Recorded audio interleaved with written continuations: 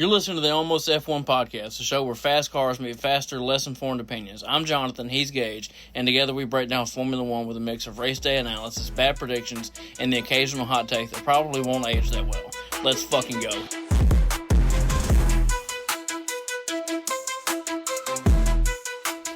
What's up, guys? What you're about to hear now is Gage and I on Sunday night, right after the race, after we finished watching it. We were sitting out in the front yard burning some wood and stuff and talking and just recapping and getting an idea of what we're going to talk about this week. And I recorded it just in case we didn't actually have time to sit and record this week because of going to work and yada yada. And I'm glad I did because that's what we ended up using this episode. It's about half and half. There's a little bit of this from me and him.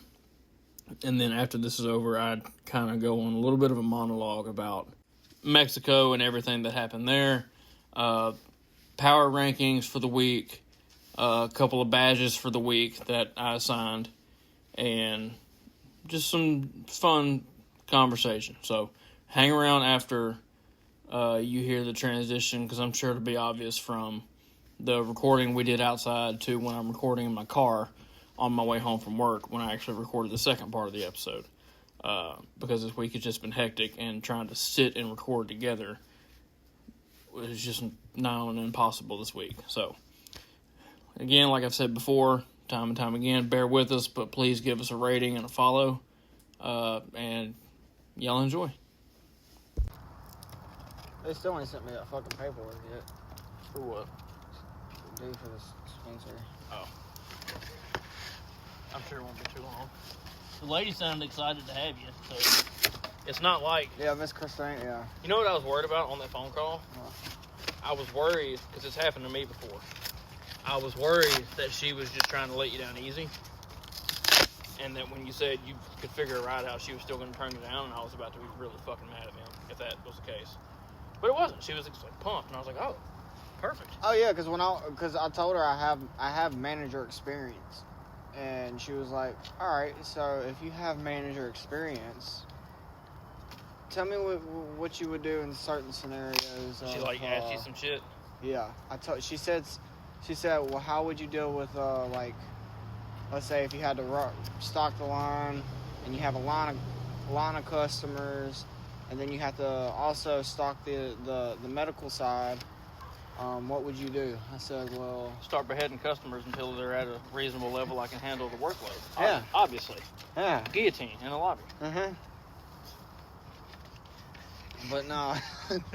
And so I said, no, I can... Most likely what I'll do is take care of my customers first, get them out the fucking way. I said it literally just like that. Go ahead and get their asses out the way, and then... handle the stocking when I can handle the stocking. As soon as I get a little extra time. She basically just wanted to see how good you could, prioritize tasks or whatever. Yeah.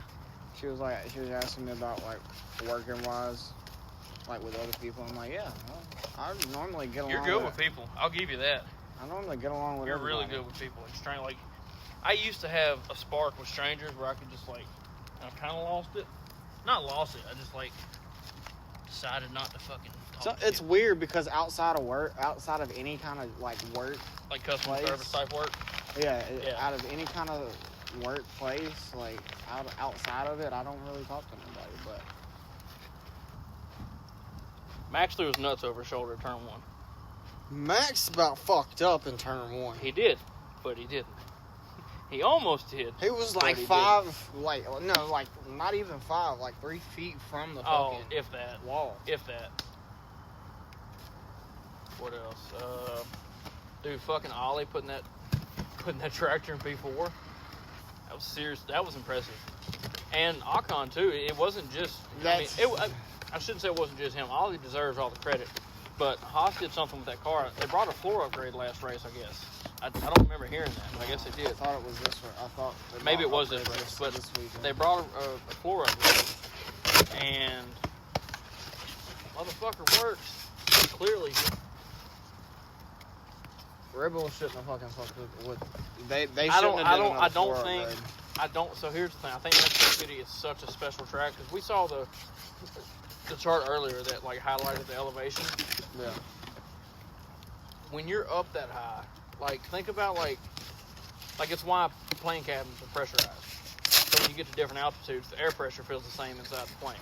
Yeah. But really, it's so, like, if you're thinking of it like that, I think the floor was designed more for overall performance at all the remaining races rather than just to perform well at this one track where, it's like Hinchcliffe said, there's literally not as many air molecules moving over the wings of the cars to give as much downforce. So we'll see at Brazil how good this floor upgrade was for Red Bull. Wasn't it last year he came from like P17 and won? P20. No, yeah, P17. P17, and then P17. I'm pretty sure the fucking Alpine was on the podium with him too. It was Gasly. Yep, it was. Yep. It was Gasly, I think. That was a wild race. And then who else was on the podium that wasn't on the podium? No, was it both Alpines? I'm trying to remember. No, was it Ocon? Because I think Ocon had to let him by on like the final laps last year. I don't remember that well. But, I can't remember it neither. But, regardless, we'll see what that rain chance looks like as we get closer to the day. Cause a week out is hard to really give. That was way too much for that penalty. For way Lewis? too goddamn much for that fucking. For Lewis? A 10-second fucking penalty. That should have been at least a 5-second. I think so. What exactly? That was for him and Max. That was him and Max banging wheels, and then no. Two. So that actually went unpenalized. The banging wheels. What? Oh no, that was the one before that. It was the escape road. It was when he took the escape road. Yeah, that was turn 2. I agree. No, because I think the 10-second penalty was when he took the escape road and didn't finish using it correctly. Mm-hmm. That's what it was. And yeah, that's on the race director and the track organizers for setting that up. When you look at it from the angle, we went back and looked at it. When you look at it from the angle Lewis had to take that, there's no fucking shot without him slowing down and losing God knows how many positions to take that 90-degree left-hand turn. That was a terrible. He would have dropped at least. That was a terrible runoff, and I'm surprised nobody called it pre-race. He would at least dropped down to 14th like he was, anyways. Where'd he finish though? Where did he finish? He didn't do that bad. Carl. I think he finished 5th, 4th or 5th. No. Pull up the results and see. 8th. 8. Well, it definitely could have went better for him. I think a 5-second penalty would have saw him. That'd have been He fell back behind. I forget who it was. He fell behind after the pits. After he came out of the pits because of that. But that's what ultimately fucked him. So yeah, I agree. I think he was right behind Oscar. If it would have been a 5-second penalty, which I agree it should have. Honestly, I think it was Oscar who was behind. I can't remember. I don't remember. I have to start falling asleep at like That penalty was 50. big bullshit. That was big bullshit. Even one of the reasons I just kind of clocked out and just. Well, it's hard to pay attention when they fuck your favorite guy like that. Well, it's like dude, at one point when Max was falling away on those mediums, I checked out of the race. I was like, fuck. My stomach was in my ass, and I just checked the fuck out. And I was like, well, I'm not even gonna. Because here's the thing. Like, at least Ferrari got a fucking podium. Here's the thing. Arkansas played Auburn this past weekend, and I didn't click into the game until halftime, and we were up 21-13 or 21-14. It was looking good, and then we blew it in the fourth quarter and got beat by like 10 points. I didn't have the emotional availability to keep myself checked in for this full race if Max was gonna, lose his championship hopes. So I checked out for a part of it, but dude, I'm telling you, Maya cuddled up with me on the couch, and I started dozing off, and I did doze off, and then I heard the radio thing, and I looked up, and it said Verstappen, and it was GP. He's talking about how crazy this final stint was. He's like, "Come on, Max, just finish it off." And I was like, "It made my it is crazy. It made my dick hard, dude." I told you, I was like, "Yeah, yeah." What? No, yeah. He almost had second. Fucking Charles. Dude, that virtual safety car, that was a plant. That was a fucking plant. That VSC was a plant. Even Palmer was saying on the broadcast that there was no need for that with where Carlos parked his car. Carlos was even mindful of what was going on and parked in the safest spot he could. I don't even know what trouble he had. I think it was. I know it was some kind of mechanical failure. I think it was. It could have been. No, I don't know. I had just opened my eyes when I seen that. overall, it could have went a lot worse for Max, and I think he's happy with where he ended up. But I think Charles is happy with where he ended up too. Yeah, fucking lucky fuck. But he shouldn't have kept that. He shouldn't have kept second position. He should not have kept second. He should have He should have fallen right back behind Lewis. What do you mean? When Charles ran off. Yeah, because he was in the middle of three-way. Yeah, that whole turn one was just everybody trying to figure out how to survive, and I think that's why we didn't really see any penalties from it. And I told you before, usually turn one, lap one, the race director will kind of give more lenience, because it's kind of that's usually the worst that the battling and the most destructive is going to get. I feel like. Yeah. So they kind of let a little more slide there. I don't know, dude. This whole race was a gaggle of this guy should have got a penalty, this guy should have got a penalty, this guy should have got a warning, this guy should have got track. Like it was just so much that I think it all kind of balanced out. Lance is being Lance again. What did he even do? I saw him spin. Was that his most eventful part of the race? Was it spin on lap one? Pretty much. That well, was it. you know, worse could be said about him. He's had worse races than that. Well, I'm saying, like, it is typical Lance behavior, but he's had worse. He's been doing so good, and then just like I wouldn't even say so good. Not so good because of last race, because of that stupid bullshit. When you compare it to him, yeah, pretty. I was watching all the way up until lap 50. I tell you what, we chuckled and we laughed when Lando was getting booed, but I do feel bad for the dude. He didn't deserve to get booed. It was a dominant win. Nobody could argue that Lando deserved to win this one, and he made it out of turn one.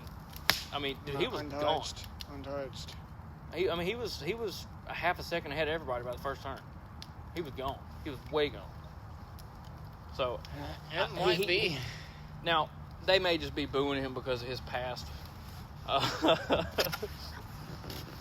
on-camera performances. You know, like Lewis in the cool-down room that we always reference, and like, well, when you guys had the fastest car, like that shit. Mm-hmm. That put a shitty taste in my mouth for Lando and hasn't left. But I still don't think when somebody wins like that, they deserve to be booed. He handled it good. They laughed off. He's like, I love it. You know, whatever. Oscar finished 6th. Yeah, I think it was. Oscar, dude.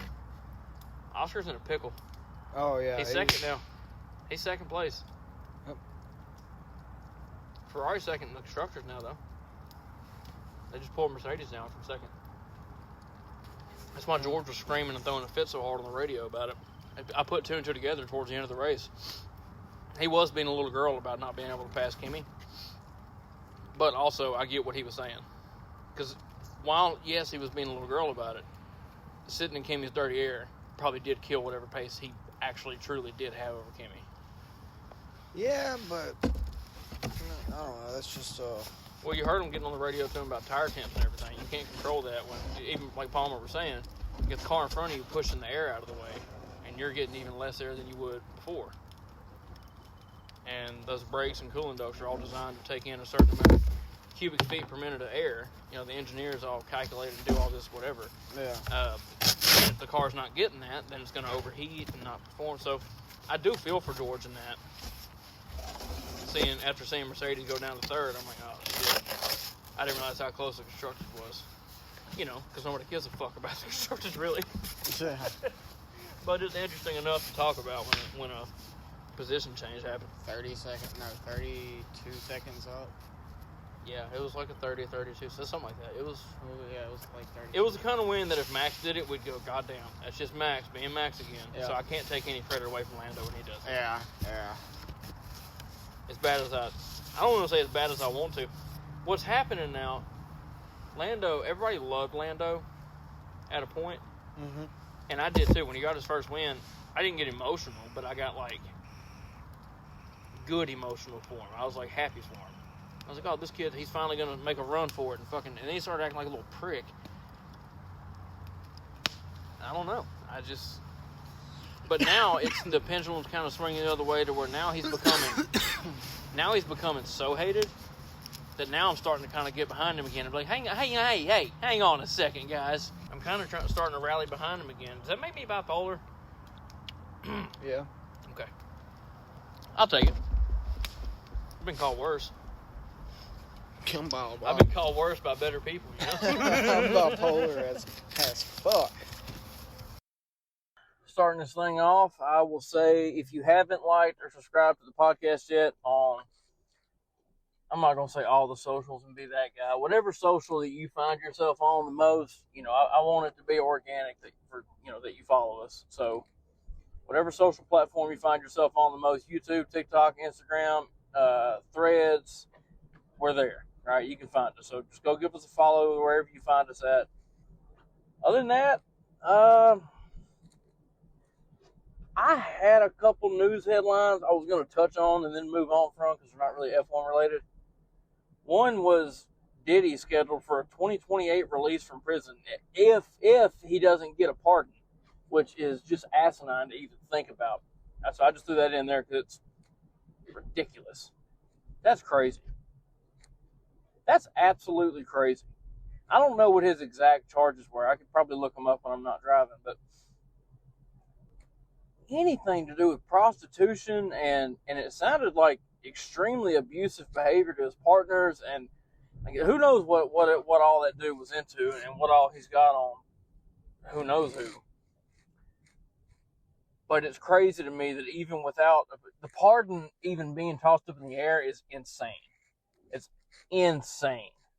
But even if the pardon wasn't being tossed up in the air, 2028 is not a long prison sentence for something, I wouldn't think, for something like that.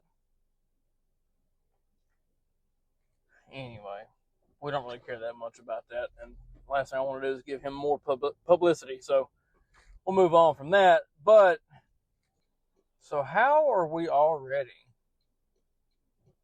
4 races from to 6 if you include the sprints, but nobody does. How are we already 4 from the end? I swear this is our first season, our first full season sitting through and watching all the way from, teams' livery launches all the way to Abu Dhabi at the end of the season. And I can't believe we're here already. I can't believe we're in the closing stages of it already. This has flown by. And without really sticking out as a standout season until recently, past 4 weeks probably is when it's gotten the most interesting, or maybe since Lando's DNF. Maybe that's when it started to really get hot, but I don't know. It just feels really crazy that we're already that far along. Other notes I had were Oscar is not him as much as his fan base thinks that he is him. He is not the Iceman. There is only one Iceman. No, it's not Max Verstappen. It is Kimi Räikkönen. He is the only Iceman.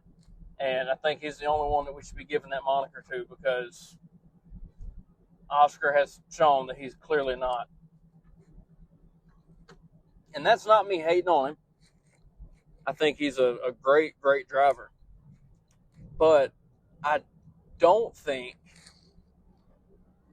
that he has been through the pressure cooker enough times yet to really stand up to this. And that's not saying anything even below average about him. Like, to be where he is in the first place is genuinely, a 0.001% chance to be where he's at and to make it to that level. So I'm not discounting how good of a driver he can be or that he even is.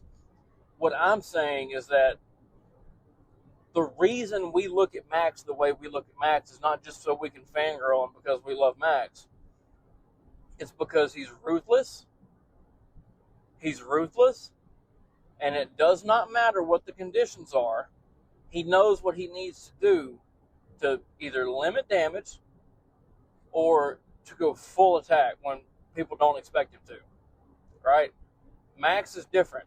Now, Max doesn't work alone. This weekend he didn't win, get off my dick, but it was won by Hannah Schmidt.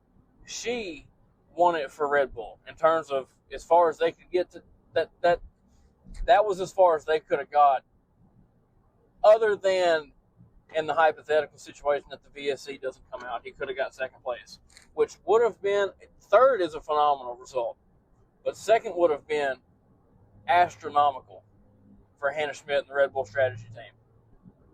You know, I really got to say too, I don't get emotional,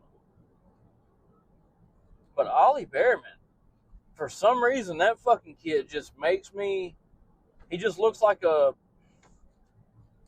maybe it's because he's got the baby face going on, and I'm not trying to infantilize any of these grown men. That's not what I'm trying to do, but they're grown men, and you have to respect them and call them adults for what they're doing. They're putting their lives at risk, and it's, you can't treat them like kids. You can't look at them as kids. You have to respect these people as adults.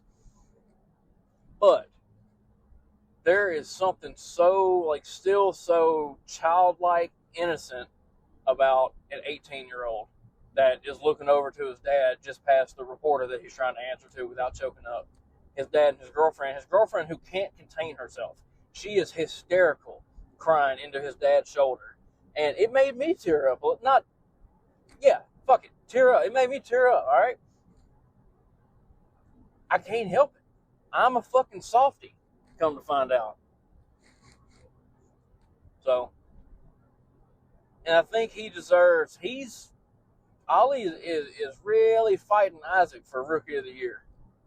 He's putting in some very, very, very, very, very strong performances against a very, very, very good teammate in Aka. I know we give him a lot of shit, but at the end of the day, A, he's not Stroll. B, we like Alcon, okay? We what do they call him? SD Bestie? Is that what? Yeah. All right, we dig the SD. And Ollie is showing him up. I don't have the qualifying numbers and stuff right in front of me, the head-to-head numbers, who's won how many other, but I should really start. This show will get more prepped and more polished and more whatever as we go along through it. Y'all just bear with me and understand that you're still in the opening 3 months of this thing. And if you are listening to this, I am eternally grateful because you're going to be a part of the building blocks of this thing when it does skyrocket. And that'll be really cool for you guys to be able to say, but also it's really cool to me that people will just listen to us and at least entertain what we have to say without even knowing us. And yes, what we all do to podcast hosts and stuff when we listen to them. I'm a consumer first. I say that before, but it's different when you're the one sitting in front of the mic. And right now I'm talking into a phone that is sitting on a little suction cup mount attached to my windshield with one of those little TikTok shop wireless microphones clipped onto my jacket. And this is the recording method for right now. It's getting it in whenever we can, in terms of, you know, me and Gage have to line our schedules up when we're both working opposite day. We have different days off, and it's tricky. So until this ball gets metaphorically rolling a little bit more, it'll be like this, and you know, that's why this episode is delayed a little bit. We are building a studio, though. The space in the upstairs of my house has just opened up. We have one of our close friends staying with us, and she just recently got her own place.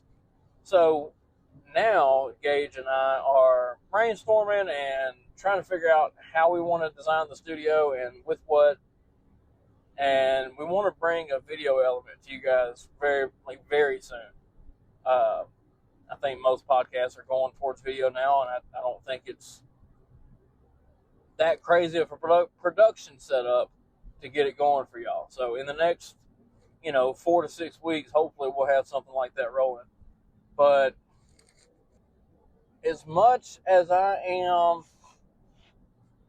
a Lando hater at times, and as much as I don't know if I can call myself a Lando hater, maybe more of a Lando skeptic.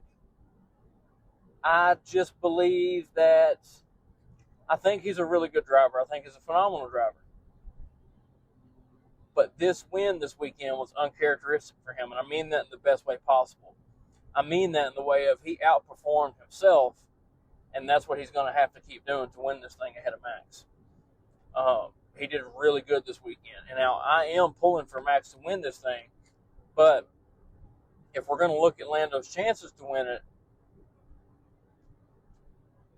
just like Max, he's got to basically win this thing out. Granted, he can kind of get second every time and be okay.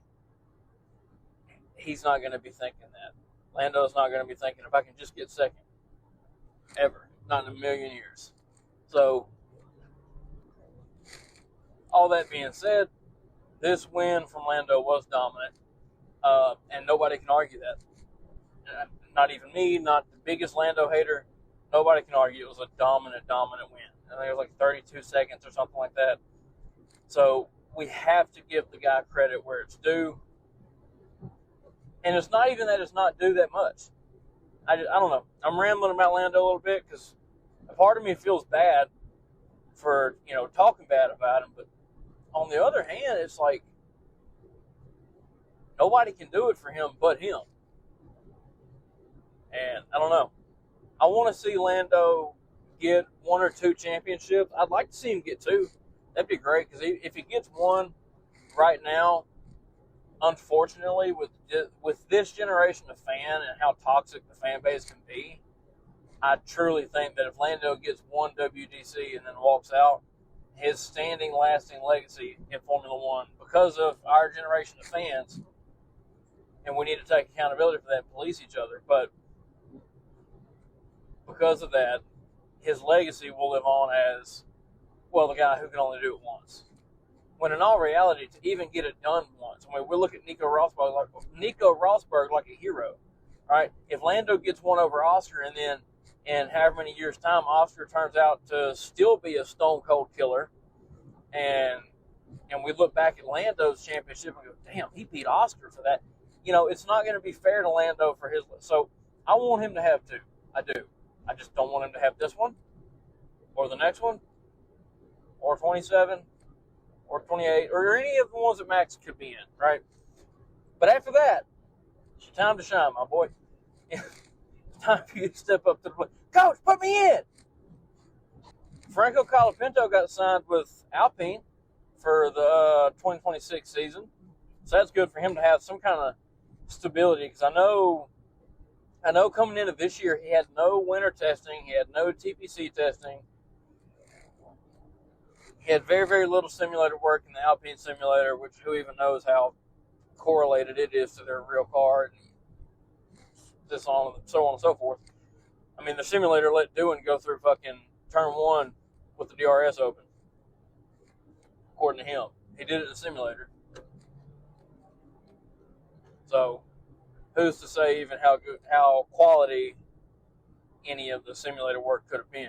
But it is good that he's going to have that stability throughout the winter and be able to kind of bed in with the team and kind of just gel in a little bit more.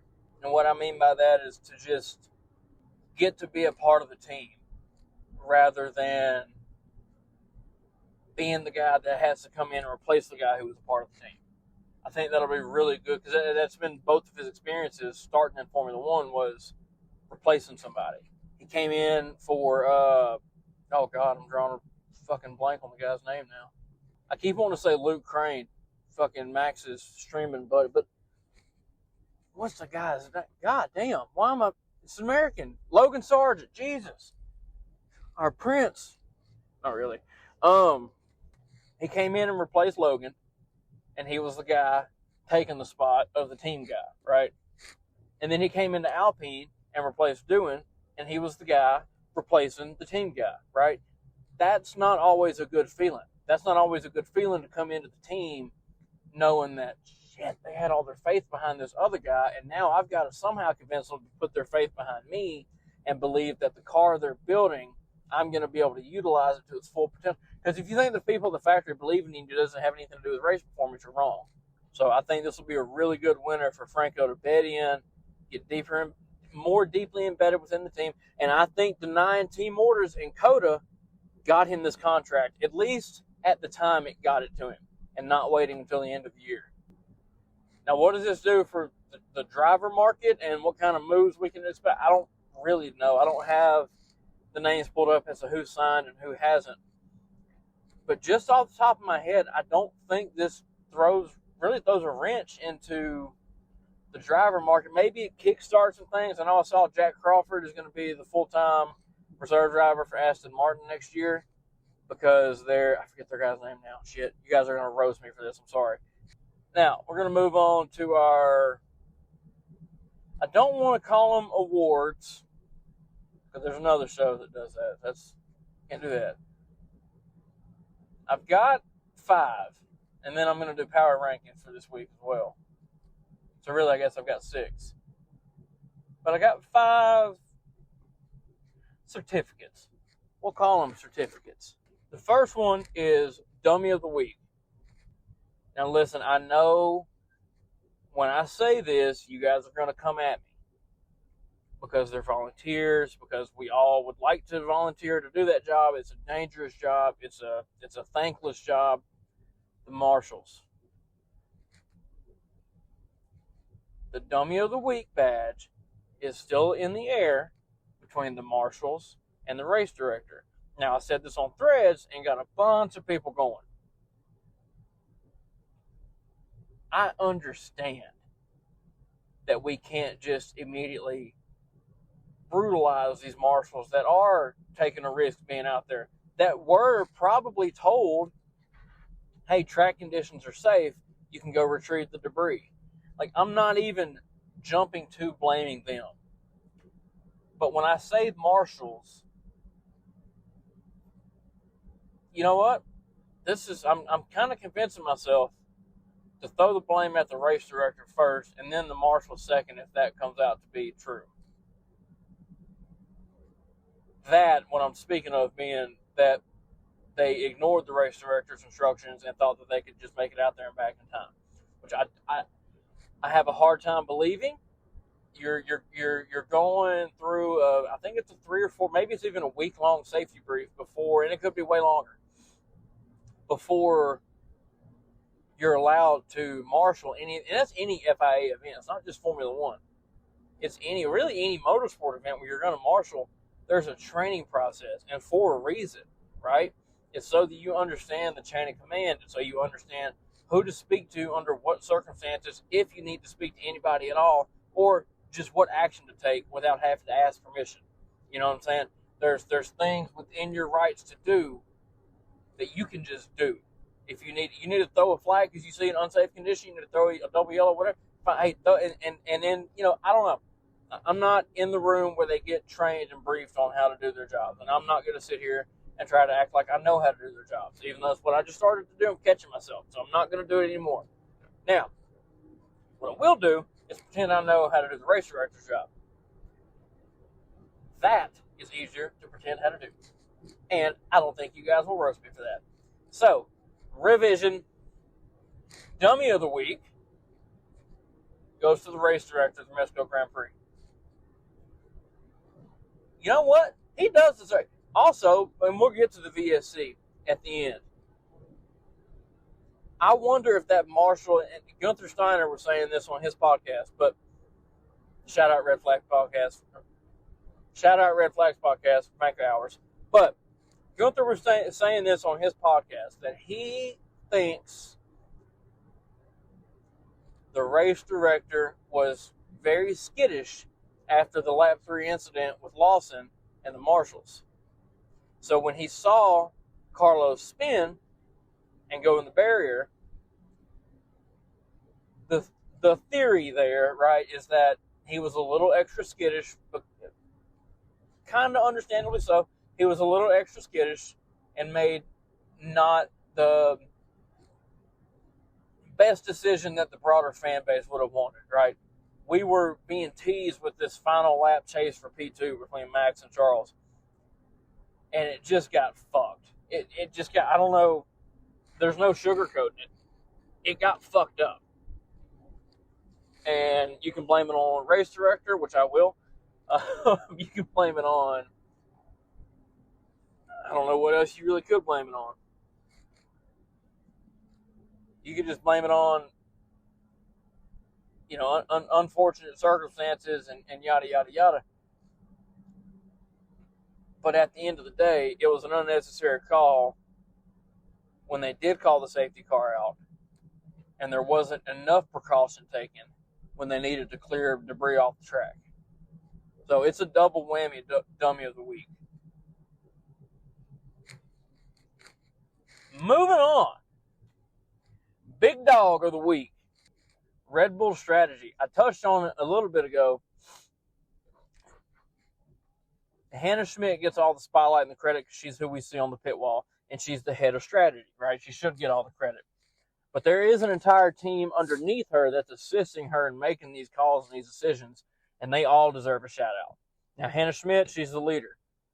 She deserves the praise, but I just want to make sure that the people under her get recognition also, because I don't see it being given that much to the I call them no-face people, right? The people in the company or the team that we don't see, even mechanics that you might see a little bit. I consider them no-face people. Callum Nicholas, he was not a no-face person. He was a mechanic. He's the head mechanic. He was not a no-face person. Now, he even says it in his book that he was well aware of how good the PR was that Red Bull had a black guy with dreads working in the garage. It's his words, not mine. It's from his book. Please go listen to it if you haven't. Oh, I say listen. I only really do audiobooks because I have loads of time at work to consume. All right, but go listen to his book if you haven't or read it. There's certain no-face people in the team that don't get the recognition they deserve or that they feel like they deserve. I haven't talked to any factory workers. I can't put any words into their mouth. But I could definitely see and understand where at times they probably do feel a little underappreciated. Anyway, so I just wanted to make sure that Hannah Schmidt and her entire team got the shout out that they needed. Now, along with the Red Bull strategy big dog of the week, we will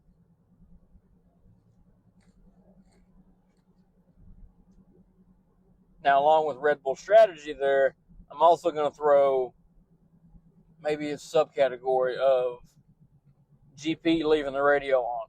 I said it during the race 2 gauge, and I still stand by it.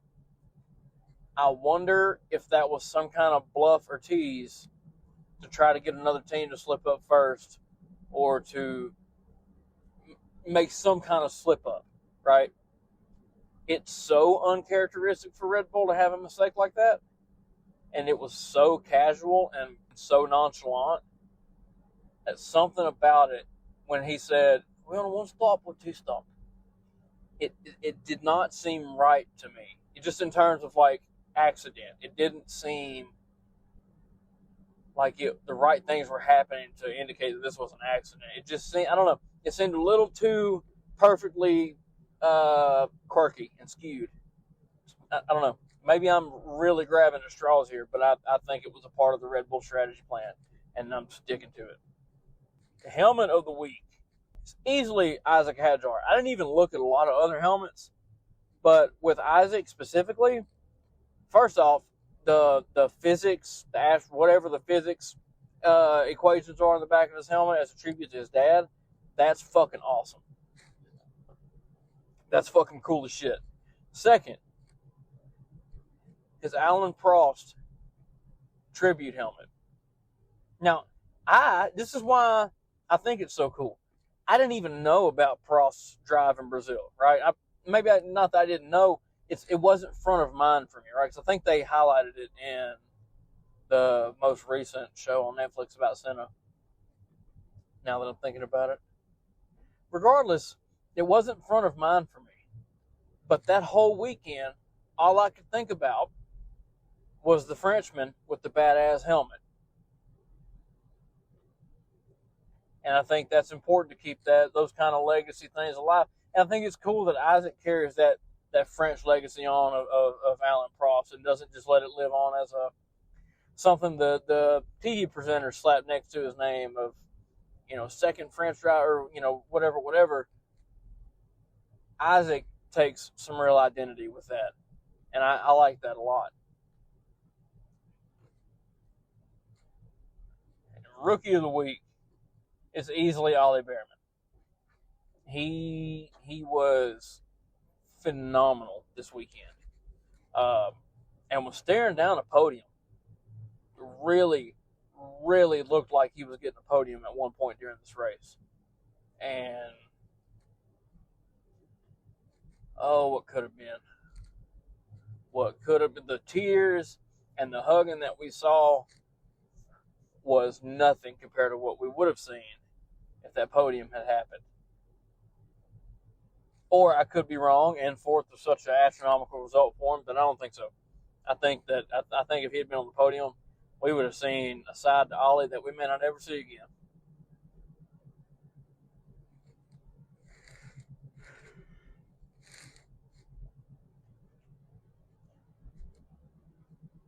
Radio of the week. I don't have any choice but to give this to George Russell. Both times of, Marcus, I've got a fucking car up my ass. A car much quicker than ours. Right? That shit was fucking hilarious. And just to hear George, and then immediately they go, well, you're free to overtake. No, the fuck I'm not. It's dirty air. I'm eating my fucking tires alive. But hey, let's wait 5 fucking laps until you make a goddamn decision so we can get Toto on the phone and decide if you want to bruise Kimmy's little ego or not. Just rookie year, moving the fuck out of the way. It's his first fucking year. His job this year is to perform as well as he can and support George and the team as much as he can. That's his fucking job as a rookie. And to learn, right? Yes, if he was just flat out faster, absolutely. But he wasn't. George had pace. And people go, well, if he had pace, he can get by. If you say that, you don't understand racing, right? Just because you are faster, if the other car, especially on a wide long start-finish straight, but every other corner complex and stretch of straight throughout this track is pretty narrow, and these cars are fucking huge, right? I mean, just footprint-wise, I think they're bigger than GT3 cars. And those things are fucking mad. Like, you cannot go wheel to wheel in these Formula One cars like you can with some other series. But the whole idea is that they knew as soon as George said he had pace, that if they sat him behind Kimi like that would happen. I don't think it was manufactured in one driver's favor or the other. But I think some serious communication needs to happen behind the scenes at Mercedes after that. That wasn't handled appropriately by any means.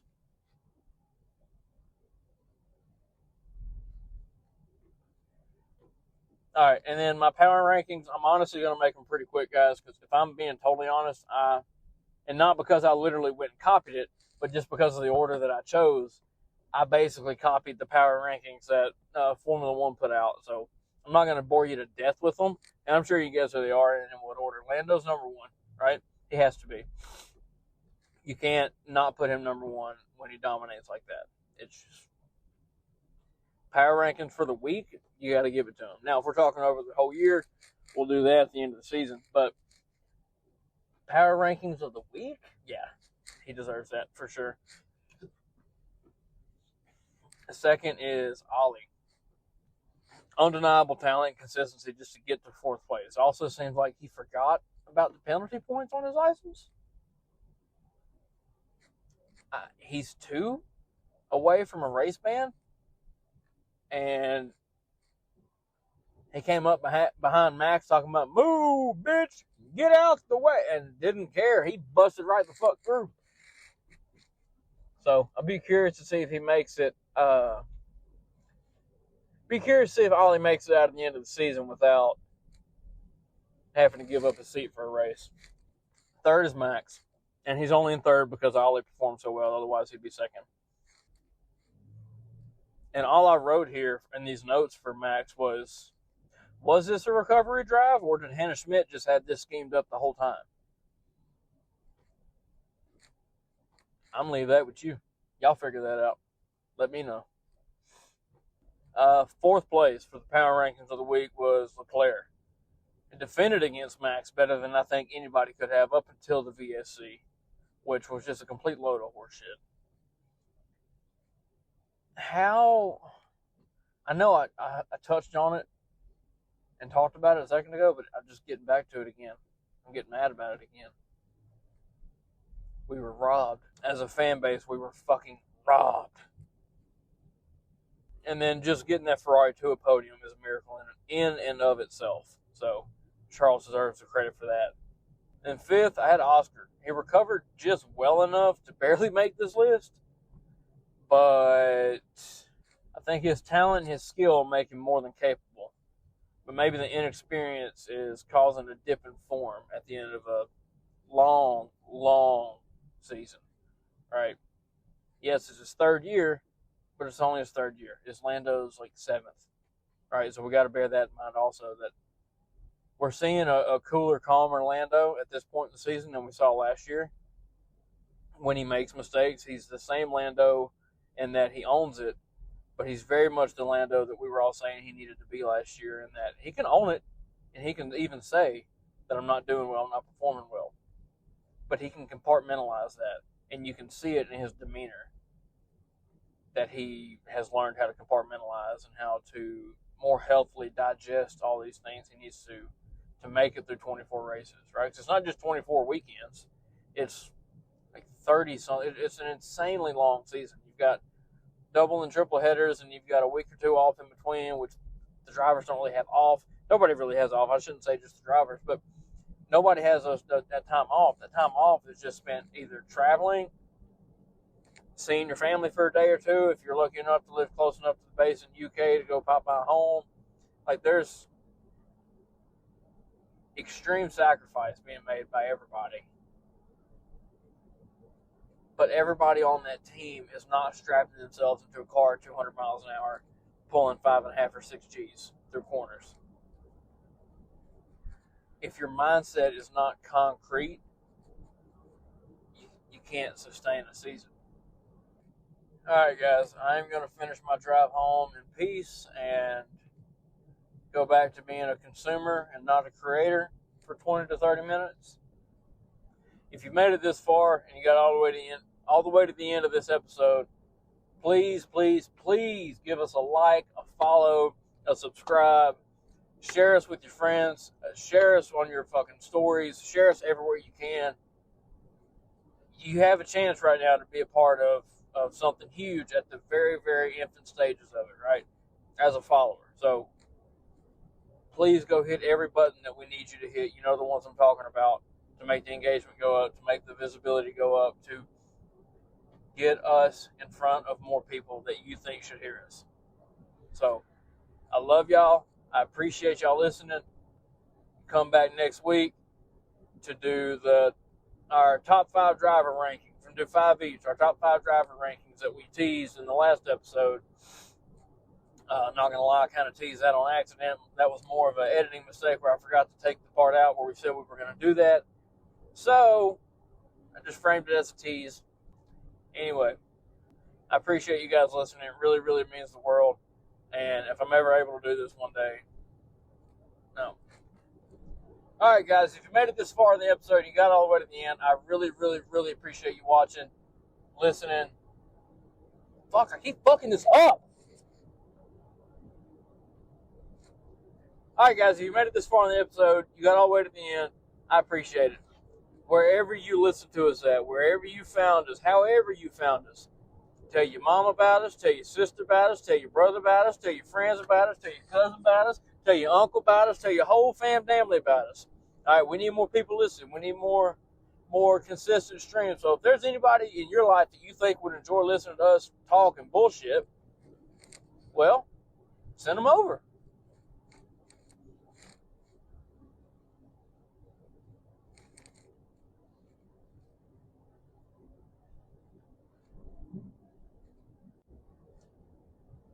All right, guys, thank you for listening to the Almost F1 podcast. If you made it this far in the episode, clearly you enjoy it. If you wouldn't mind, it helps us out so much more than you think when you give us that little 5-star rating at the top. It makes a big, big, big, big, big difference for us, right? even one little star makes it, well, not one star, don't do one star. One little 5-star rating, right? That's what I should have said. Goes a really long way, especially with smaller creators. So give us a like, a follow, a 5-star rating, and share it with everybody you know. We'll see you guys back here next week for the Top 5 Drivers episode. And thanks.